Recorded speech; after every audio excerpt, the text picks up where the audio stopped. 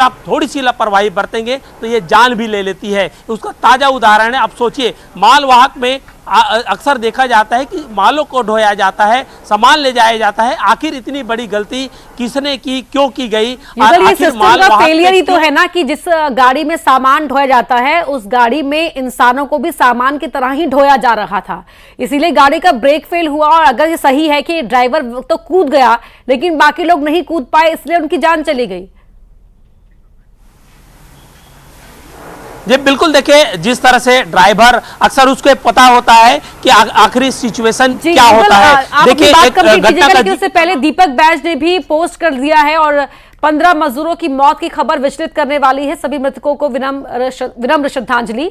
घायलों के इलाज की समुचित व्यवस्था की जाए, मृतक के परिजनों को आर्थिक सहायता दी जाए। ये दीपक बैज का पोस्ट आप टीवी स्क्रीन पर देख रहे हैं। जी युगल बताएं। जी बिल्कुल, देखिए अगर हम हादसों की बात करें तो एक हादसे का जिक्र करना बेहद ज़रूरी हो जाता है।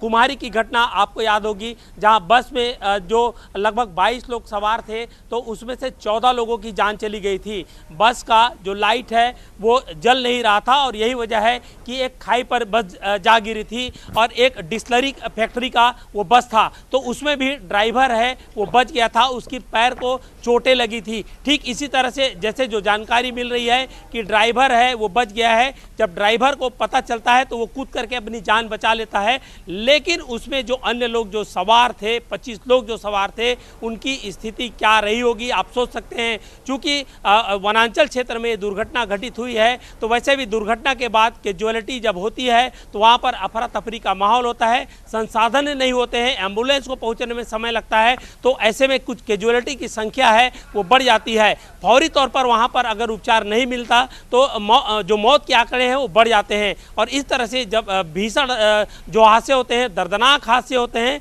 तो उससे सबक लेने की ज़रूरत है। अब इस तरह के इतने 15 लोगों की अगर जान गई है तो स्थानीय प्रशासन को, राज्य सरकार को, खास करके परिवहन विभाग को एक अभियान चलाने की ज़रूरत है ताकि इसके जागरूकता अभियान है वो चलाया जा सके और इसकी कैजुअलिटी ना हो। बिल्कुल देखिए, सड़कों पर हम बिल्कुल हाई रेजोल्यूशन के कैमरे लगा लेते हैं, जुर्माना भी ले लिया जाता है, स्पीडोमीटर लगा होता है, जुर्माना वसूल लेते हैं, लेकिन क्या जुर्माना ले लेने के बाद इस तरह के जो मौत के आंकड़े हैं क्या कम हो रहे हैं? लाइसेंस की प्रक्रिया को जटिल जरूर कर दिया गया है, लेकिन अगर लाइसेंस मिलने के बाद इस तरह से लापरवाही से वाहन चलाए जाते हैं, क्या मालवाहक के मालिक को पता नहीं है, ड्राइवर को पता नहीं है कि इसमें सवारी वाहन ढोना एक तरह से अपराध है? ऐसे जब वाहनों की जब्ती की जाती है तो ऐसे वाहन चालकों के लाइसेंस को निरस्त क्यों नहीं किया जाता? सवाल कई हैं, लेकिन आखिर इस जो दुर्घटना के इस हादसे के लिए जवाबदार कौन है? सिस्टम,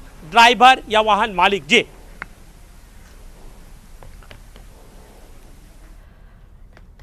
युगल लौटेंगे आपके पास, लेकिन हमारे साथ इस समय उप मुख्यमंत्री विजय शर्मा जी जुड़ गए हैं। विजय जी, हादसे को लेकर सबसे पहले क्या जानकारी है आपके पास?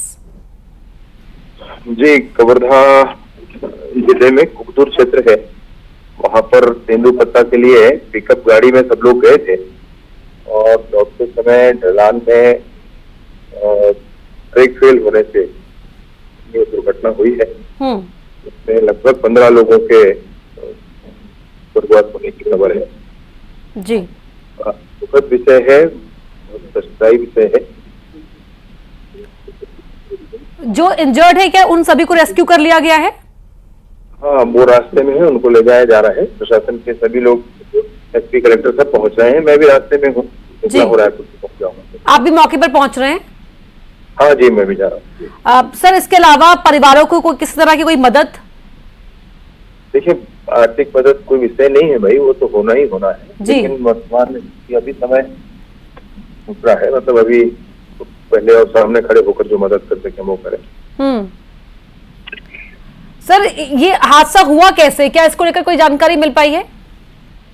वो ब्रेक फेल होने से हुआ है ऐसा बता रहे हैं। जी, ब्रेक फेल होने से हुआ है ऐसा बता रहे हैं। सर, मालवाहक गाड़ी में इस तरह से जब मजदूर सफर कर रहे थे, क्या इसके लिए कोई और व्यवस्था हो सकती है कि उन्हें इस तरह से मालवाहक गाड़ी में सफर ना करना पड़े? आप बिल्कुल बेहतर कह रही हैं। मालवाहक गाड़ियों में जो सफर होता है उसका कारण ही यही होता है कि ये सुलभ होता है गांव में और सस्ता भी होता है छोटे दूरी के परिवहन के लिए। थोड़ी दूरी में किया गया था, मतलब वो फड़ तक गए होंगे या फिर जहाँ तेंदुपत्ता है वहां तक गए होंगे गांव से। तो ये बहुत बड़ा विषय वो नहीं है। मसला ये है कि गाड़ियों की फिटनेस के बारे में अब ये करना पड़ेगा। उसके लगता है। जी धन्यवाद सर आपका हमसे बातचीत करने के लिए। जी बहुत बहुत आभार। उप मुख्यमंत्री शर्मा को आपने सुना, उनका कहना है कि जो शुरुआत में जानकारी मिल रही है गाड़ी का ब्रेक फेल होने की वजह से यह हादसा हुआ। हादसे में 15 मजदूरों की मौत हो गई है, 14 मजदूर उसमें महिलाएं बताई जा रही हैं और जो घायल हुए हैं उन्हें अस्पताल तक पहुंचाया जा रहा है। यानी कि प्राथमिकता यह है कि उन्हें मेडिकल फैसिलिटी पहले मिल जाए, उसके बाद बाकी चीजों को देखा जाएगा कि हादसा कैसे हुआ, क्यों हुआ, जो कारण है उनका समाधान क्या हो सकता है। उसके लिए सरकार कदम उठाएगी, आर्थिक मदद तो दी ही जाएगी, लेकिन सबसे पहली कोशिश यह है कि जो लोग घायल हुए हैं उन घायलों को मेडिकल फैसिलिटी मिल पाए, उन्हें वक्त रहते अस्पताल पहुंचा दिया जाए।